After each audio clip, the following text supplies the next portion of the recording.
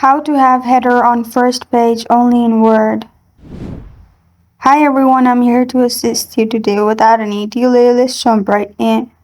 First, open Excel on your device. As you can see, I have header at the top.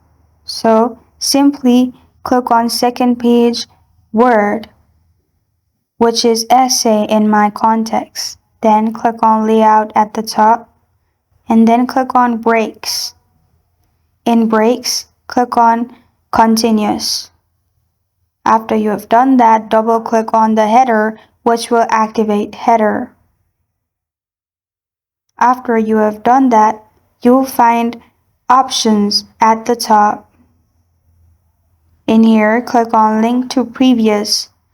After that, it will be unlinked. And then if you delete from the second page, it won't be deleted from the first page. As you can see, it is deleted on the third page as well, but not in first page, and you're good to go. This is how to have header on first page only in Word.